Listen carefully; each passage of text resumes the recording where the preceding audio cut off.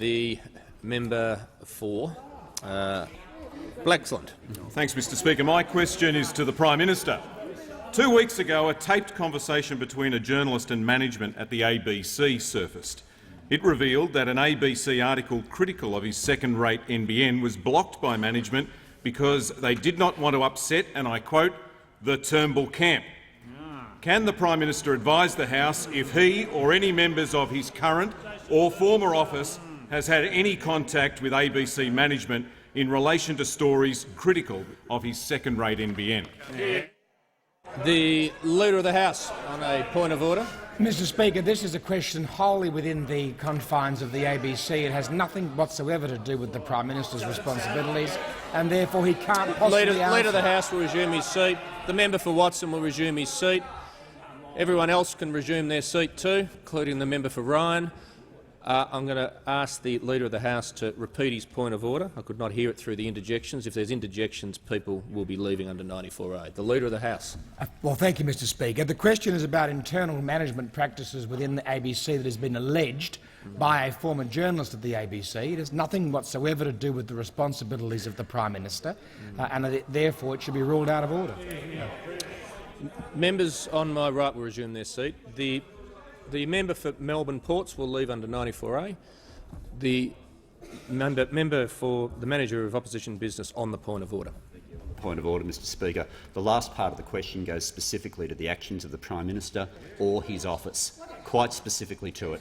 That is what is being asked. If the question was only internal to another organisation, it might be another thing. This is about the actions of the Prime Minister or his office in dealing with the management. The Leader of the member for Perth will leave under 94A. The Leader of the House on the further to the point of order. Mr Speaker, there has been absolutely no suggestion whatsoever that any actions have been taken by the Prime Minister, either as Prime Minister or members as on my left. Communications. And question time is not an expedition in fishing.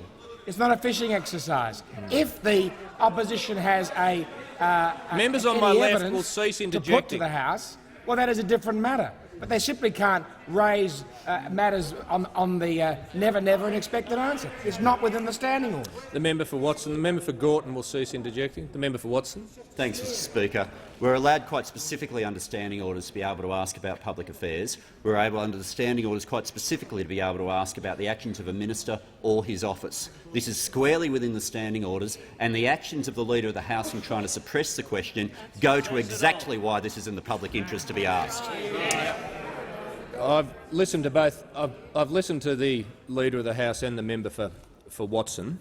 The last part of the question I don't think is quite in order. I'm going to allow the member for Blaxland to rephrase it.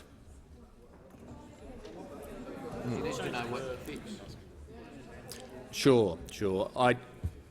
My recollection of the question was that it didn't ask whether there'd been any action. It stated it. Now,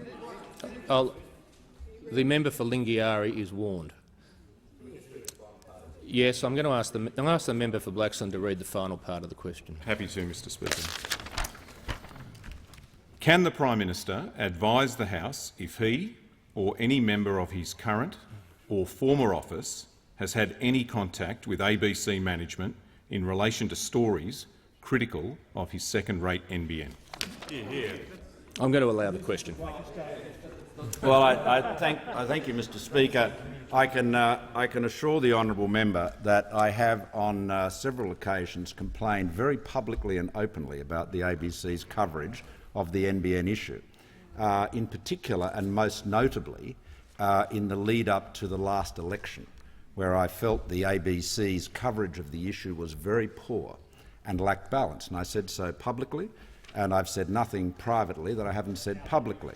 And my point very simply, if the honourable member listens, I'll answer the question. My point very simply was this, that as we know in the lead up to the last election, there was a debate, discussion, if you like, about competing technologies, and the proposition that the Labor government presented was that the only solution, the only acceptable solution, was to have a universal fibre to the premises network, which was their plan. And we counted and said we can get the project built, the network built, faster and at less cost by using a mix of technologies, including using fibre to the node, as has been used in a number of other countries, the United States, the United Kingdom, Germany, Switzerland and others. And that was in large part, the debate really focused in large part on these competing technologies.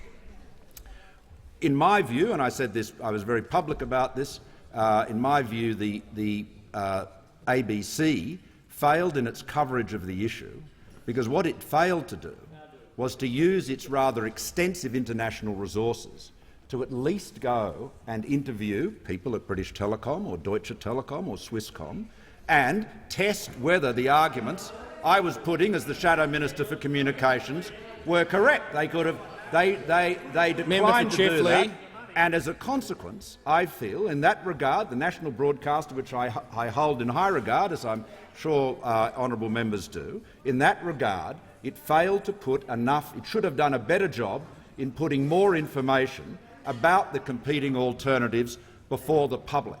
And as the honourable members will recall, we went to some lengths to do that, to actually raise the level of information and debate on this important choice of technology. So yes, the honourable member's question is, have I complained? Did I complain about this to the ABC? The answer is yes, I did complain, but I complained publicly. I was very public about it and made this point. I've said nothing in any of my discussions with the Chief Executive at any time. I've said exactly the same things privately as I've said publicly, because it is important, in my view, Member for Gorton, that the national broadcaster, wherever it can, seeks to inform the public debate, so to ensure that, right or wrong, the contending arguments are well exposed in light of the facts. The Prime Minister's time has expired. The member for